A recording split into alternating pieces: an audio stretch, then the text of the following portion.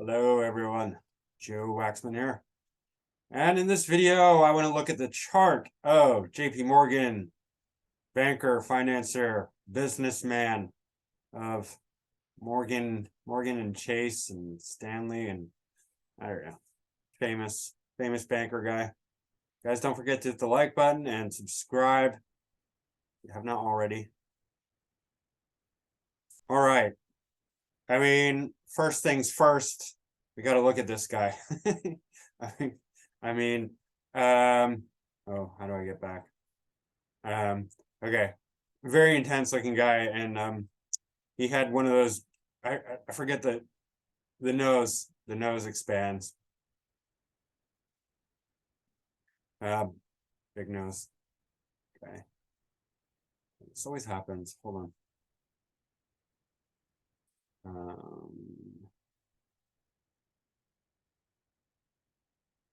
Sorry.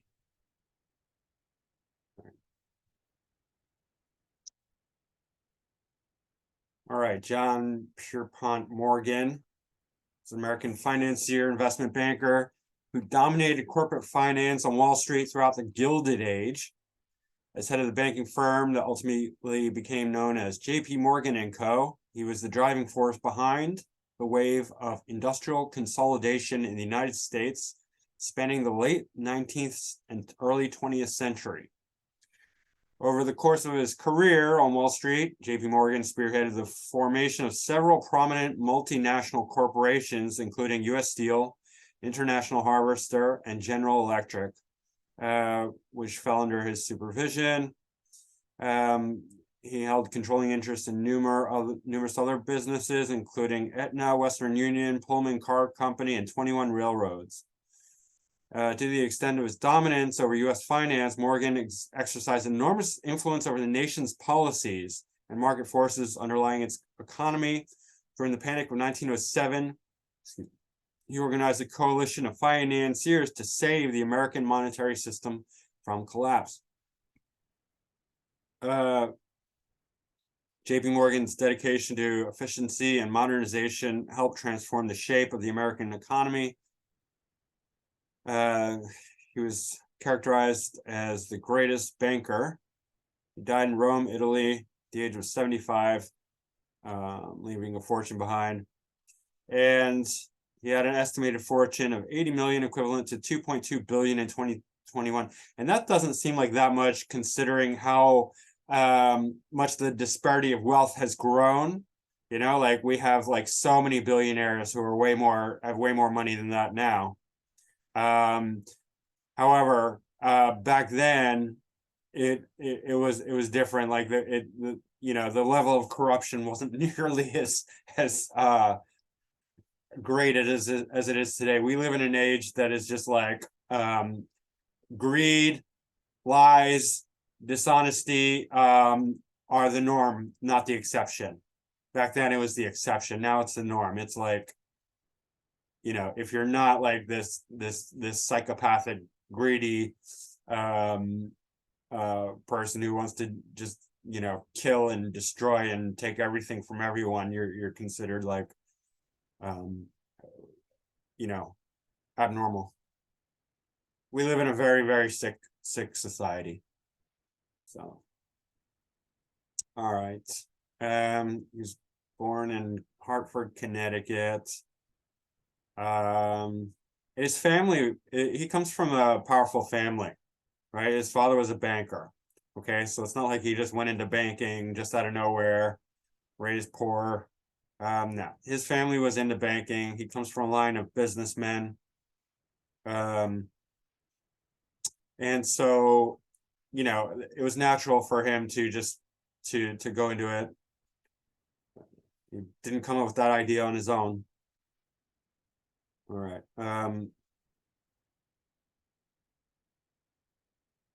He had health problems, rheumatic fever.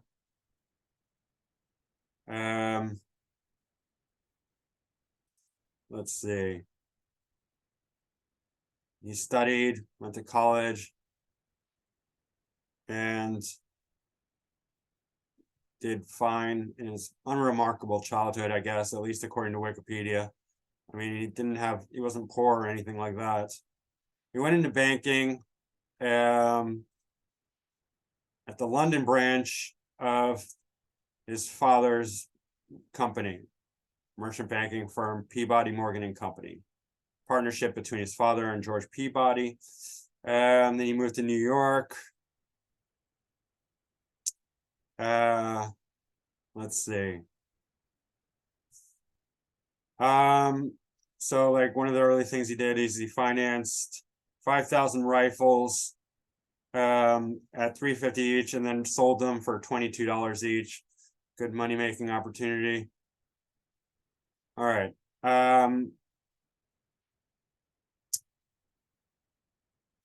So the firm was rechristened J.P. Morgan and Company in 1895. Drexel and Company of Philadelphia. We have Drexel University in Philadelphia, so he had many partners over the years. All right, he got into railroads, and it was America's largest business enterprise at that time. And he did well with that. He worked in Europe as well as America. Sorry, I'm just trying to find relevant stuff to say. So he was, big into railroads. He reorganized Philadelphia Reading, and so what he was known for. So his reputation as a banker or financier drew interest from his. He reorganized failing businesses and made them profitable. All right, so let me read this here. He often took over troubled businesses and reorganized their structures and management to return them to profitability, a process that became known as Morganization. So he's very good at streamlining businesses and making them efficient, and coming up with workable solutions that helped reinvigorate failing businesses.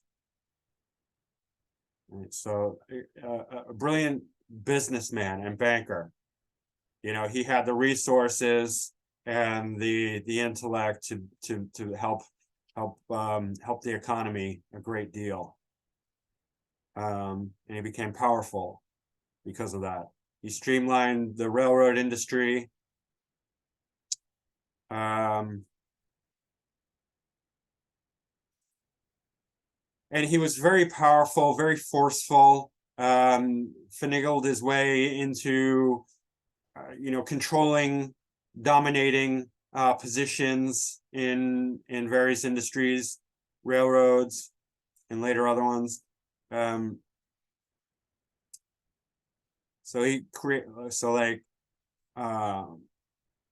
Northern Pacific Railway went bankrupt in the Great Depression, and it was a complex financial battle. Compromise was reached between Morgan and Harriman, other financiers. They created the Northern Securities Company to consolidate the operation of the three regions. And that met opposition with Roosevelt, but stuff like that he was excellent at, and he did it for many different companies, I guess. The Treasury was nearly out of gold in 1895, and Morgan put forward a plan for the federal government to buy gold from him and his European banks. It was declined, but they wanted to sell bonds directly to the public to overcome the crisis. Morgan was sure there was not enough time, and he demanded and eventually obtained a meeting with Grover Cleveland. He said that the government would default in a day if they didn't do something. So it was like a panic, right? Whether that's true or not, I have no idea, but that's how it was seen. And Morgan came up with a plan that him and the Rothschilds, the famous Jewish banking family of Europe, and by the way, he's not a Jew. I don't know why I have to say that, but everyone thinks like the Jews, it's all the Jews. The Jews are doing it. He's not a Jew. Neither were the Rockefellers. So it's yes, there are Jews, and then there are non-Jews as well in powerful positions. Just to even the odds, I'm letting y'all know it's not all Jews. All right. But they bought 3.5 million ounces. So they sold 3.5 million ounces to the US Treasury in exchange for 30-year bonds. And that saved the government. So that's the kind of person he was, the banker he was. He was like always coming up with solutions to save failing businesses, failing governments, things like that. And that continued. He went into steel and formed US Steel. Began talks with Charles Schwab, President Carnegie, businessman with Andrew Carnegie, and bought Carnegie's steel business, merger it with other steel, coal mining and shipping firms, and then they came up with the Federal Steel Company, merged it with Carnegie Steel, consolidated. US Steel was the first billion-dollar company with an authorized capital of 1.4 billion, much larger than any other industrial firm in comparable size to the largest railroads. US Steel goals were to achieve greater economies of scale, reduce transportation resource costs, expand product lines, and improve distribution. Okay, so US Steel was huge, and it competed globally with the UK and Germany, and it was huge. It was a huge company. It was regarded as a monopoly by critics and sought to dominate not only the steel, but the construction of bridges, ships, railroads, cars, rails, wires, nails, and many other products. It captured 2/3 of the steel market. And they were confident that they could hold 75% of market share. However, that didn't happen, I guess. In case. Let's see. US Steel was non-union, and they aggressively rooted out pro-union troublemakers. Eventually, it became unionized, but during his control, the bankers' view was non-union, so they, plucked out all those union troublemakers. I'm not there for or against unions. I mean, whatever works. Anyway, this is a cartoon of JP Morgan. You can see here, it says JP Morgan on his hat, and that's Uncle Sam. They're rowing the boat with the economy. JP Morgan's obviously way bigger than Uncle Sam. So they're saying, obviously, corporations run the government, which is nothing new. That's always the way it's been. And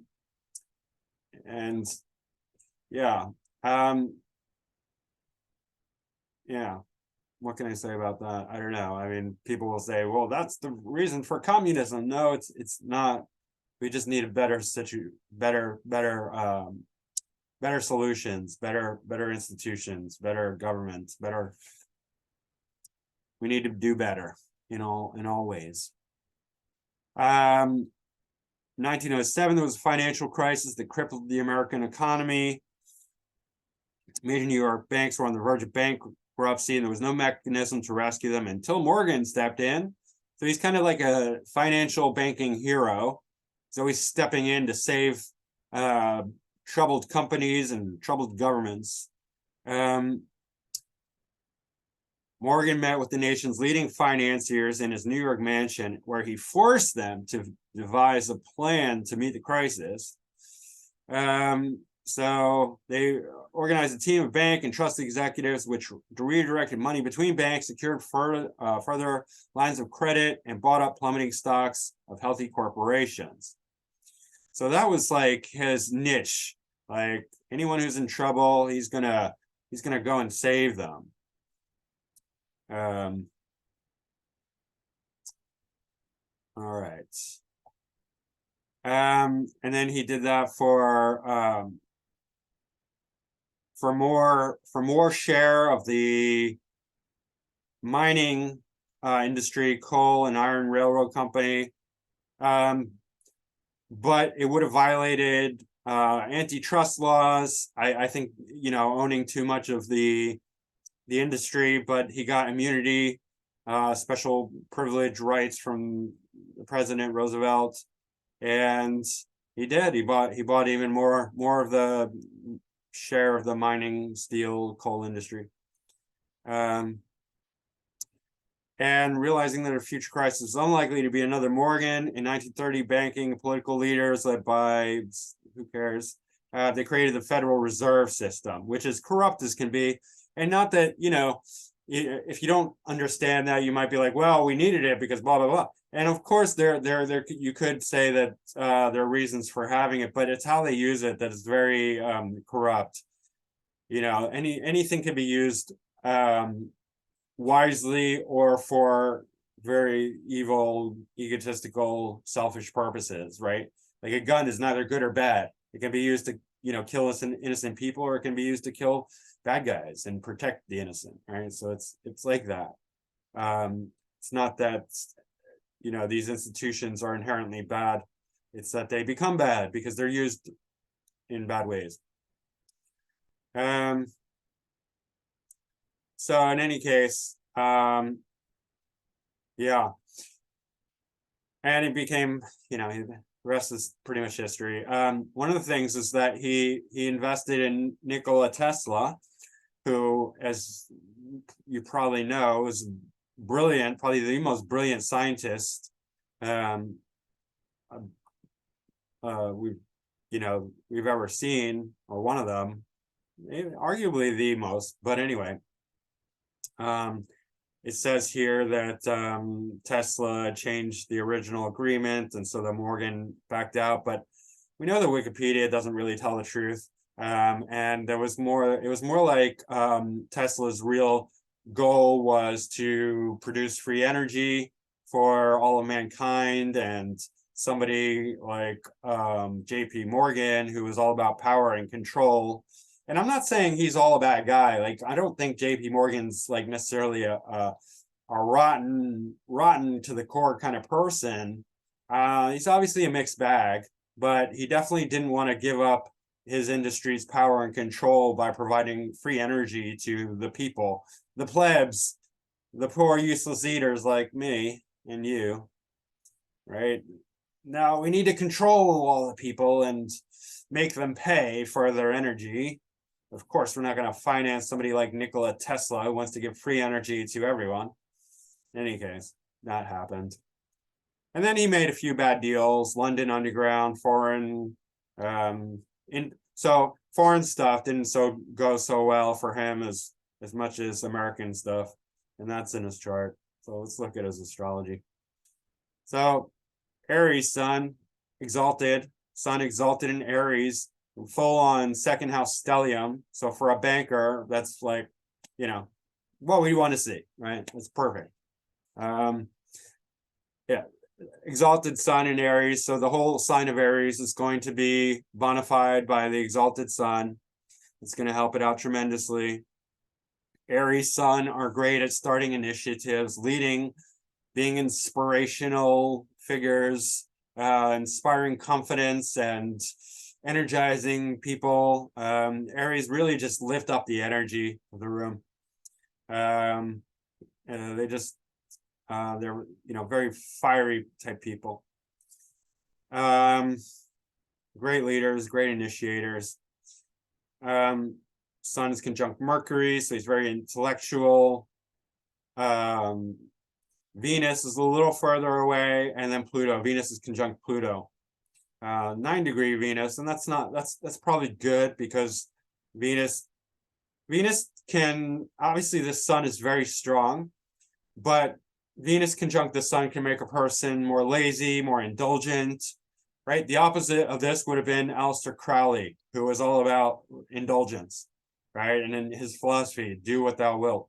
He had sun conjunct Venus in Libra, where the sun is strong and sun is weak and Venus is strong. Here the sun is strong and Venus is weak. So he's more about action and intellect, right? Mars rules Aries. So this is a doer. This is a leader. This is somebody who's not going to be lazy. This is going to be somebody who values working hard getting stuff done and not just, you know, sitting around indulging, having sex with animals, doing cocaine, and, you know, practicing devilish witchcraft like Aleister Crowley. And so that's a good thing that his Venus is not too close to his sun. I have my Venus much closer to the sun. Creates a very nice personality, nice aesthetics, great relationship with art and beauty, things like that. But it does tend to make a person more indulgent, right? It's luckily I have a good relationship to Mars, so I'm not lazy, but that Venus influence is hard to move. You know, the Venus wants to lay around and on the couch eating grapes, you know, being fed, all that stuff. It's it weakens the sun. Let's put it that way. So it's not super fantastic, but it is what it is. Good for arts. This Venus is also conjunct Pluto, which is pretty intense, right? That's really intense. But the sun, let's see, the sun is ruling the 6th house. Right? So 6th house is a house of competition. So he loves competition. Work, hardworking, you know, daily mundane routines, work ethic, nose to the grindstone. That's a very 6th house kind of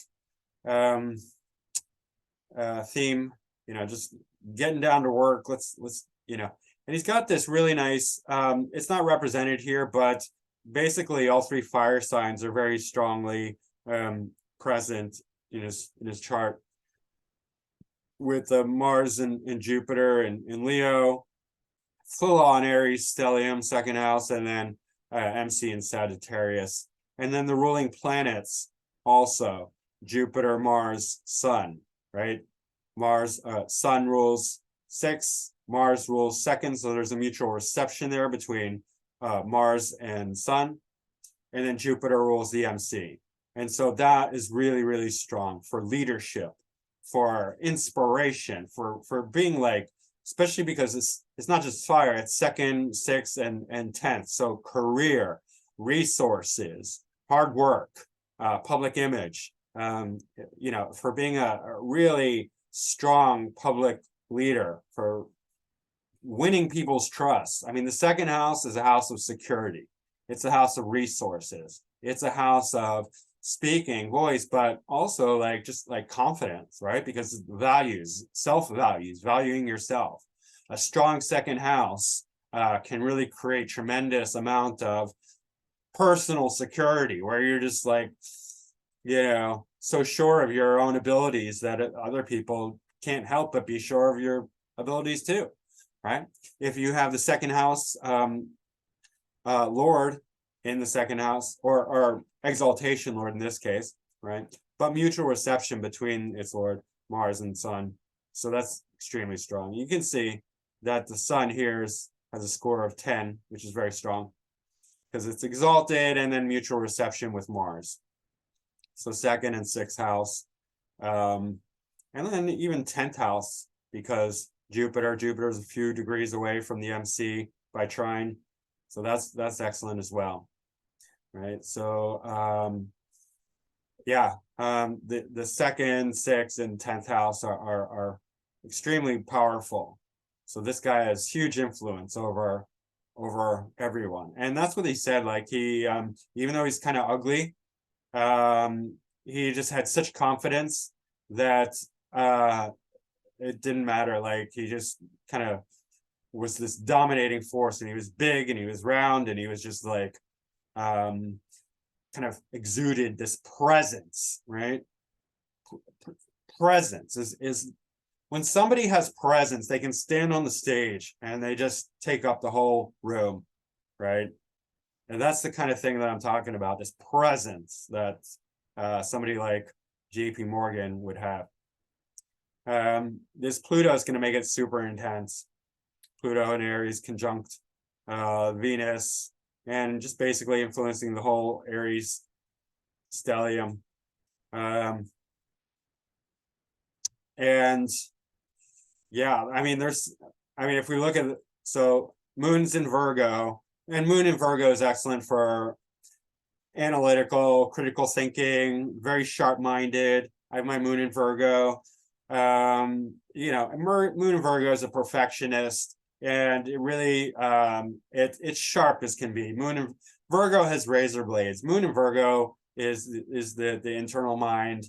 You know, so like a Sun in Aries is the way he meets the world, right? Leader, Sun in Aries, leader first, number one. Right? Aries is always number one, right? And they think of themselves number one. That's not just hyperbole or rhetoric, you know, and Aries is number one. They have to be number one. They are number one. They're always going to be number one. It's like Aries comes first. It comes first in the zodiac, and they embody that number one, numero uno kind of spirit, right? But the moon is the internal mind, and it very much has to do with the intellect as well, right? The Virgo moon is very, very critical, very sharp, very organized, you know, detail-oriented, perfectionist. It's got to have things right, and it knows what right is. If anyone knows what right is, it's Virgo, and no less Virgo moon. There is Mercury has a sesquisquare to the moon, so that even though it's the sesquisquare, the square and a half is not, you know, it's a difficult aspect. It's still aspecting the moon, bonifying the moon, helping the moon out, because Mercury rules Virgo and it's exalted in Virgo. And so he's very, you know, he's got a very sharp mind, and it's going towards his personal relationships, his business relationships. He was married twice and had four kids, just by the way. But mostly due to his ability to relate to people and, you know, bring people together, do business dealings, and come up with workable solutions. Virgo is a helper. Virgo wants to help. Virgo wants to serve others. It's not coming from ego. If there's one sign that really does not put ego up front, it's Virgo. Why? Because Leo's in the 12th from Virgo. So Leo is hidden from Virgo motives. Virgo is not Leo motivated. It's not ego motivated, at least not up front. It's very, very, it's the last thing that Virgo considers. Virgo really wants to help others. That's Virgo's MO. It satisfies Virgo. Virgo has a need to help others, but it's very demanding, and it's like, you know, so perfectionist and picky that, you know, it's going to try and tell everyone what to do based on what it perceives is everyone else's best interest. Similar to Sag in a way, because Sagittarius always wants to sort of give their opinion a little different. I mean, it's coming from a different place, but it's a similar thing, right? They both come off like telling other people what to do. Sagittarius more from a high-minded sort of wisdom, Jupiterian wisdom, which Jupiter is very generous, and Virgo being a bit more critical and intellectual and sharp, analytical, but wanting to serve others. In any case, the moon in the 7th house is very good for business dealings, because the moon is the heart, and here there's a need to serve others with tremendous critical thinking ability. Moon is ruling the 5th house, and the 5th house is quite good in the 7th, because then you're bringing in fun, entertainment, like performance. It's a fun house, very enjoyable house. And so if it's in the 7th, then you're bringing, you like to have fun. You like to have fun with other people, right? You like to entertain them and be, you know, like have a good time. And, you know, especially if it's Virgo needs to lighten up. So, you know, if it has that element, then it's quite good, combining, you know, the two different sides, you know, the fun element and the critical sharpness of Virgo. Now he's an Aquarius ascendant, and Aquarius is similar to Virgo. Virgo wants to help others, but Aquarius really wants to help society.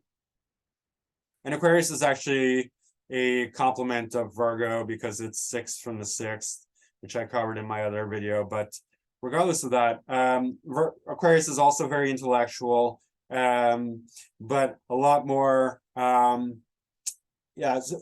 socially minded, really thinks about the community, really thinks about the group, really thinks about not just personal interests. Aquarius is not like Leo, where Leo is really Leo's big-hearted, but is really about the individual, right? It's, you know, it wants to take credit for helping people if it helps anyone, right? And it does, because it's generous. But Aquarius really thinks about the whole, thinks about the group, and it's so that's one of the things that made JP Morgan really successful, actually, was his ability to think about the group. And you know, when other businesses were failing, both his Virgo moon and his Aquarius ascendant were wanting to help, right? Because that's part of the community. He's not going to let other businesses fail if he can help them, because that it's going to take, you know, have a negative impact on the whole U.S. economy. So Aquarius is thinking about the whole thing, the big picture, right? It's the 11th house. It's Uranus. It's got a bird's eye view, 30,000 foot view on the whole board game, and it wants everyone to succeed for the betterment of the whole, right? It's very community minded, so that's important for his success, and, you know, one of the reasons he was so successful. He's got Uranus in the first, and Uranus has similar qualities to Aquarius, being a co-ruler, but Uranus is a bit more, even more independent, and it is very political and socially aware. It's just Uranus has this quality that's even more just kind of doing its own thing, standing out, being unique, being different, because the other side of Aquarius is Saturn, which I'll get to. But this shows that he really is somebody who's unique, dynamic, not going to follow the crowd, really wants to stand out, be his own person, and has great awareness of society and politics and world events and foreign, even things going on in other countries, right? So that's quite unique. Definitely with Uranus in the first house, they definitely stand out as their own person, somebody who's not going to follow anyone else. Now, there's an inconjunct to Jupiter. Now Jupiter and Jupiter's ruling Pisces, so that's quite good. I mean, the inconjunct is difficult, but this could, Jupiter in the 6th in conjunct Uranus, this could have an influence on his health, and he had some health issues.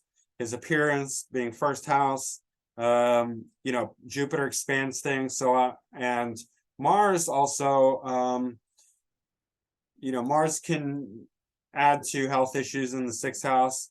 I'll get to this more, but just this inconjunct, I think that's contributing to health issues, probably having to do with this bulbous nose.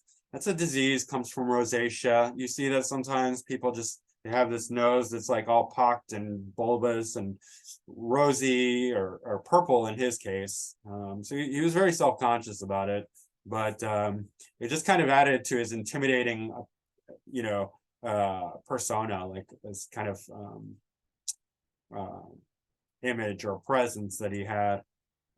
Wasn't very pretty, but was very, very strong, right? And Uranus is not pretty. Uranus is not like a sign of beauty or anything like that. It's perhaps exotic, but in any case, striking, and dynamic and unusual. Yeah. Neptune is in the first whole sign house, but 12th quadrant. And so one of the reasons I pointed out that he had a few of his misadventures happened in foreign lands, I think, is because of Neptune, in that the 12th house relating to foreign things, and Neptune being a planet of loss, of lies and deception. So I think that when he went overseas to try and do business, it activated this Neptune, and he just couldn't get his finger on the pulse of things, and had failed business dealings. He was outwitted and maneuvered by the natives of that land. Native English, I guess, or there was one in England, subway thing, and another, I don't know, something else. In any case, Saturn is in Scorpio, and that's his ascendant lord, or co-ascendant, main ascendant lord. It's in Saturn in Scorpio is very heavy, very intense, very dark. Has a similar vibe to Pluto in Capricorn, because Pluto being the co-ruler of Scorpio, Saturn ruling Capricorn. We have Pluto in Capricorn now, and as you probably know, it's a very difficult time these days. Very, very difficult for everyone. Nobody says, oh, this is such a wonderful, unless they're lying. There are a lot of liars these days. A lot of people are just like, oh, everything's so great. Can't believe how great everything is. And they're just lying their butt off. Yeah, it's really difficult because it's so heavy. It's so intense, so heavy. And it creates like this kind of dictatorial, authoritarian, stranglehold, because Saturn is the authority. Scorpio is all about power and control, right? So it's very heavy duty, right? Saturn and Scorpio, and that's his ascendant lord. So this is a very strong kind of representation of JP Morgan, Saturn and Scorpio. Scorpio is opposite Taurus, and a good analogy for this axis is sort of like if Taurus is the bank vaults, the vaults full of money and gold and silver and gemstones. Scorpio is the mines that these gold and silver and oil and coal and diamonds and gemstones and all these things come from. So, it's one thing to own the bank vaults. It's a whole nother thing to own all the mines, right? If you own the mines, you might as well own all the bank vaults because you're owning the source. So the Scorpio is the resource of the resource, but you have to tap it. Scorpio has to be tapped. It has to be mined. Whereas Taurus, it's all readily available, right? So that's the difference. But Scorpio is very powerful and potentially very wealthy, right? Because it's the resource of the resource. It's the mines itself. You have to mine it, but it's there. Whether it's oil mines, gold mines, silver mines, coal mines, diamond mines, doesn't matter. It's mines. It's all the mines. It's the caves. It's the treasure that's buried beneath the mountain. The secret hidden treasures that have to be unearthed. That's Scorpio. And so that's why it's so powerful. And him being Saturn in Scorpio, authority over the mines. And he did rule the mines. He owned like 2/3 of all the American mines. At least for like the main ones, the steel and coal, and I don't know, probably gemstones as well. He had his hands in so many different businesses.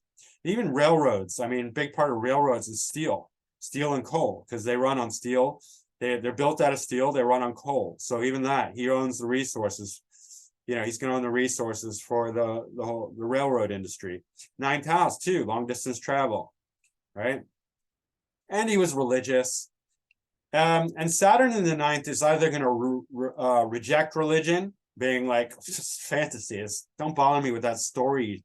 Like, I don't believe in nonsense. Or it's going to be very rigidly dogmatic, religious. And so he was more on that side. He was more on the rigid, dogmatic, religious side of things.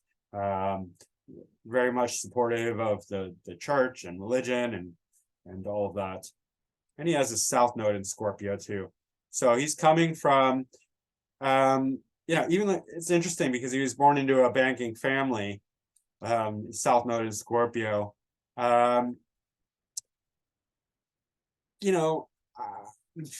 That's interesting because some people would say South Node in Scorpio is going to be a really difficult upbringing, first half of life, because Scorpio can relate to like it can be like poverty, like and abuse and all kinds of hardship and death.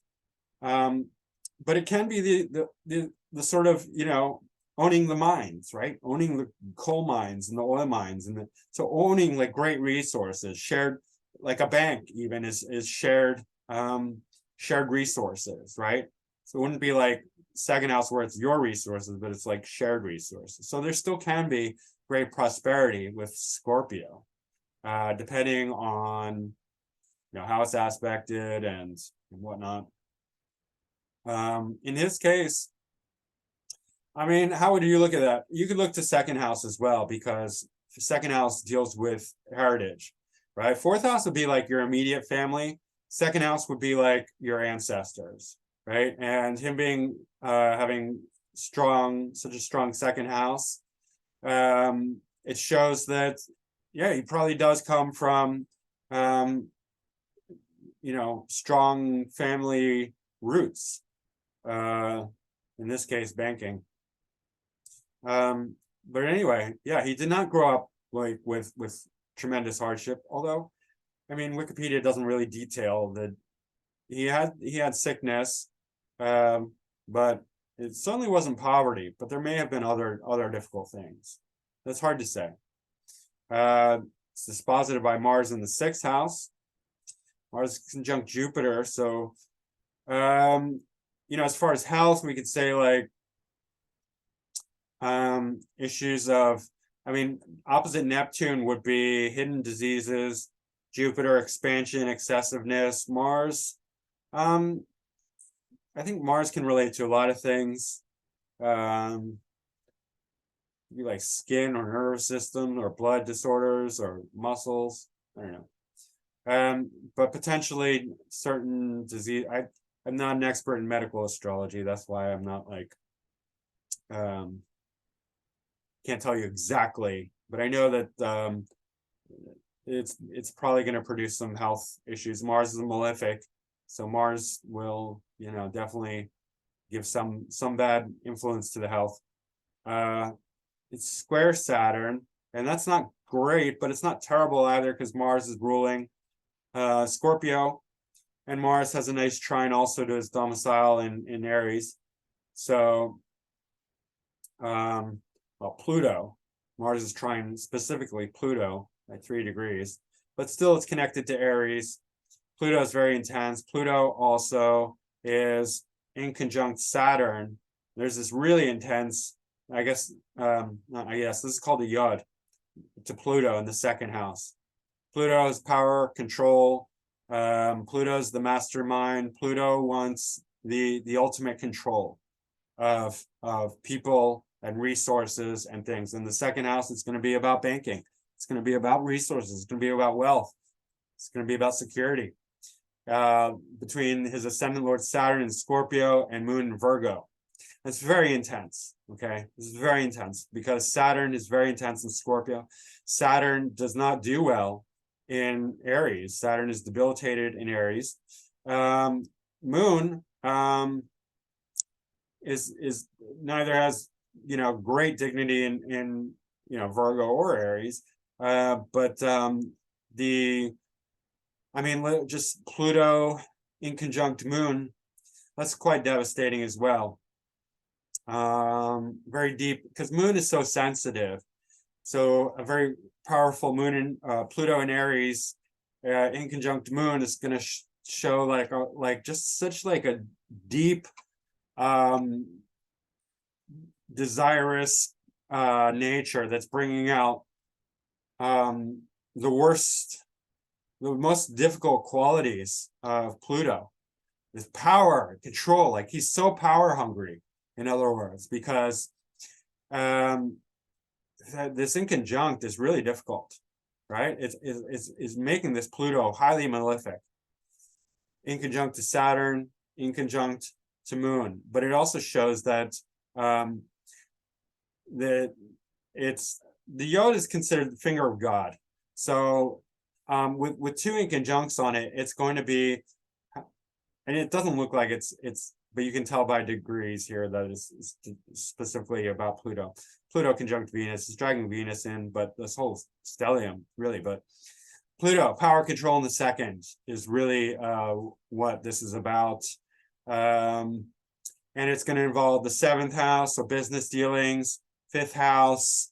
Fifth house is also investments, speculative investments.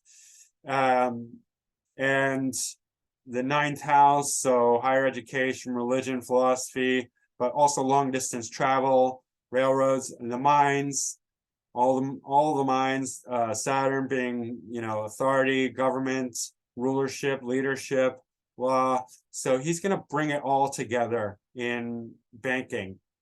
And it's going to also be tied into Venus, which is ruling third house, so short distance travel. So ninth and third, so it's all kinds of travel, and eighth house, Libra. So Libra, more business, but also like eighth house mines, shared resources, things of that nature. And eighth house is a destructive influence, but so is Pluto. So lots of power and control. I mean, they have similar theme, Pluto and eighth house. It's really like, yeah, I mean, it's devastating that this combination, this exalted sun in Aries, and then Pluto conjunct Venus with this yod from Saturn and Scorpio, which is the ascendant lord, and Moon in Virgo in seventh. I mean, there's so much intensity around finances and resources and power and control and authority and leadership and owning the mines and owning the banks and manipulating everything, but at the same time having some sense of the big picture and wanting to help others, but not without ego, right? And pride and leadership, right? He's going to benefit. He's going to make himself richer and more powerful while he's, helping the whole. It's not, it's really interesting combination, because he's not just out to like, fuck everyone, I'm just going to build my fortune and just screw everything, like let them all fail, let the whole country go to dust and dirt, and I'm going to be rich.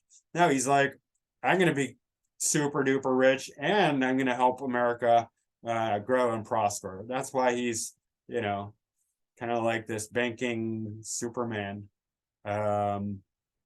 who's, I mean, he's not completely good or bad. Like you can see, like, I mean, how he helped the economy, and he helped many companies avoid disaster, even the US government numerous times, which is quite fascinating, quite interesting. It does have Chiron in the fourth, semi-square. It looks like, yeah, I mean, sun mainly. So that's going to bring out some difficulty with his, Chiron's the wounded reject, and difficult aspects, especially to the sun, is going to show some certain wounded rejectedness, and I think that has to do with his appearance. He was very self-conscious, and he didn't like photographs of himself that were that he did not give permission for, right? That was a no-no. But yeah, so there's certain wounds about his appearance, his persona, certain insecurities, I guess. North Node is in Taurus in the third house. It's conjunct Mercury. It's basically, part of the stellium. It's hard to separate it, even though it's out of sign. It's like 2 degrees from Mercury. Mercury's ruling, not the seventh house cusp. Sun is ruling the seventh cusp. Mercury's ruling most of the seventh house and the fourth.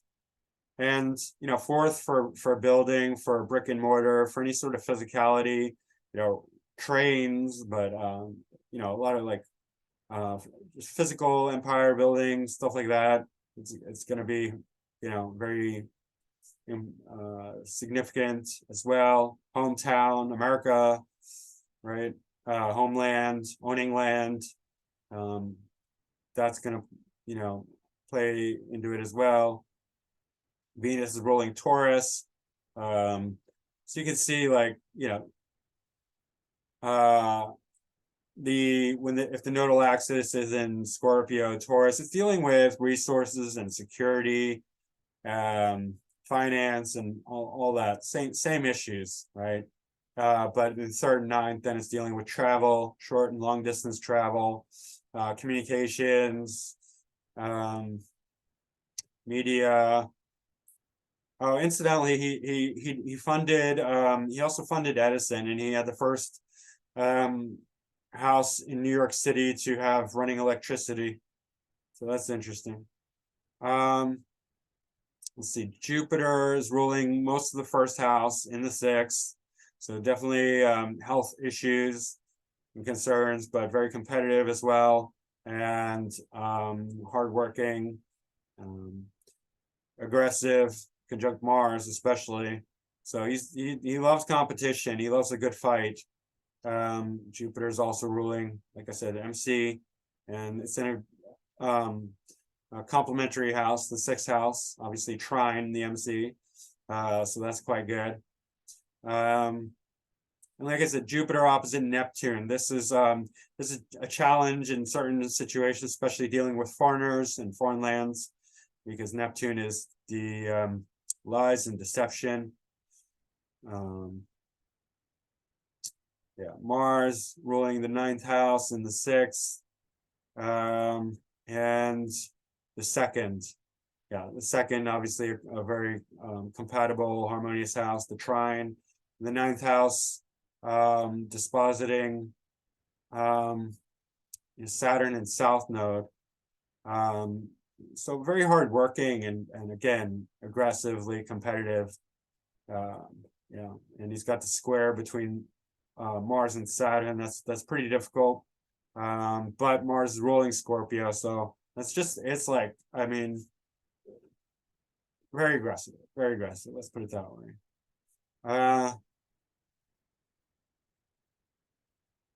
Jupiter and Mars are not a bad combination. They're both fiery, and you can see Jupiter's ruling the MC, Mars is ruling second house. So they're ruling trinal houses and together.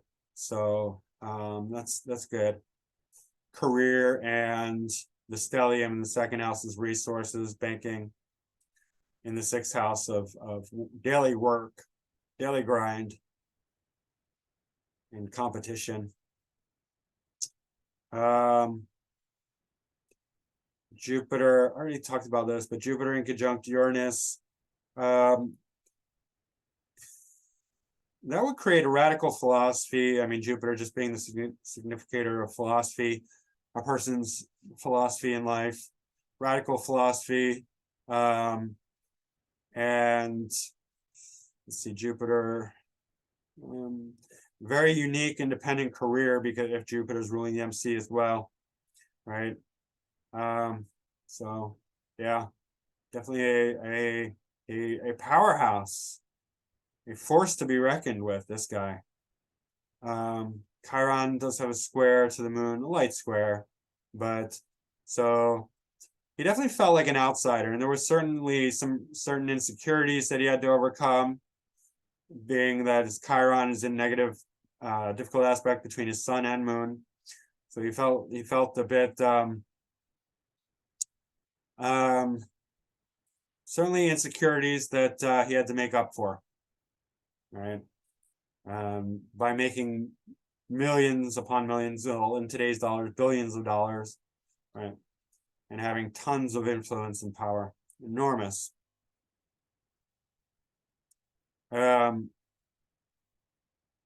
This is his draconic and whole Pisces stellium here, which is interesting because now Venus is exalted instead of the sun.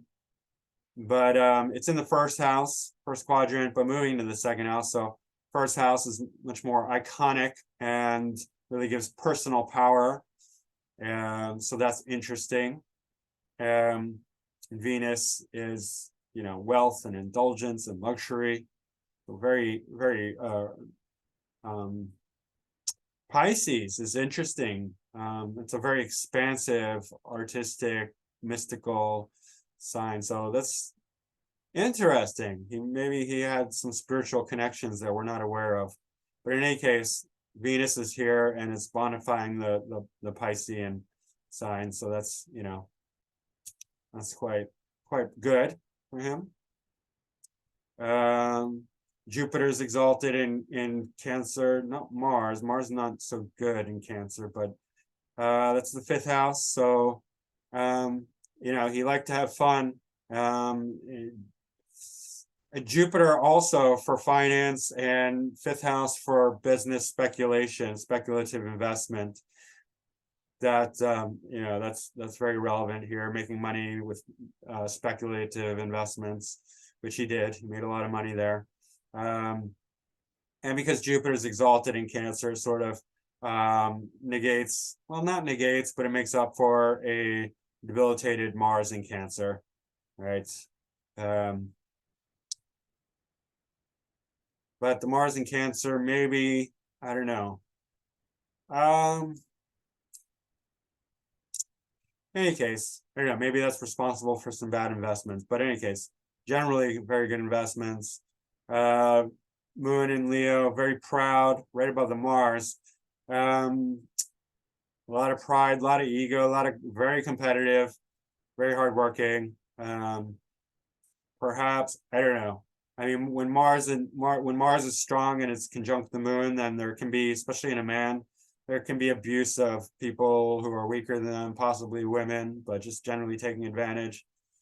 In any case, Saturn's exalted in the 8th house. 8th house having to do with, again, the resource of the resources, the caves, the mines, the depths, the secrets, the hidden power and control.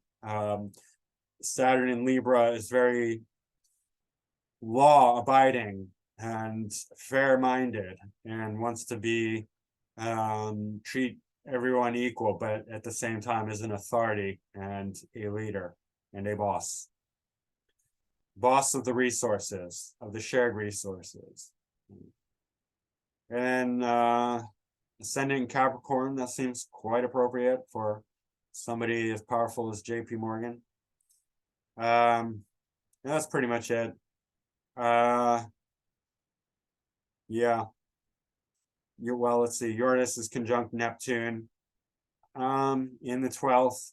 And so maybe that relates to failed business dealings, because Uranus and Neptune are interesting combinations, certainly unique, certainly good for creative purposes, but not so good for Uranian things. I mean, if Uranus is represented by the truth, the brutal, unadulterated, raw truth, and Neptune is quite something different. It's lies and deception, and they kind of clash in that sense.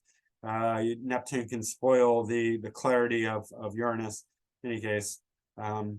But Uranus in Aquarius relates to electricity, so that is something that he had an interest in, technology, electricity, and Uranian things in general. All right, that's JP Morgan. Don't want to belabor this any longer. I hope you enjoyed it, and please hit the like button if you did. Subscribe if you haven't already. Leave a comment down below, say whatever you want.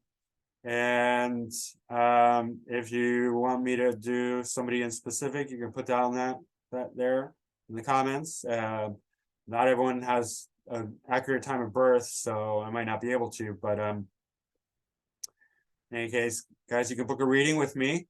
I hope you do. You can go to my website, macroastrology.com, or email me directly at macrogoldmachine@yahoo.com. And come to my class again on this Sunday, 7 p.m. Eastern time. Just email me, let me know you want to join, and I'm asking $15 if you can, $10 if that's too much, and also, if you can't afford that, if you're seriously tight on funds, which I completely understand, and you still want to come, just let me know and we'll work something out. All right, thank you. Bye.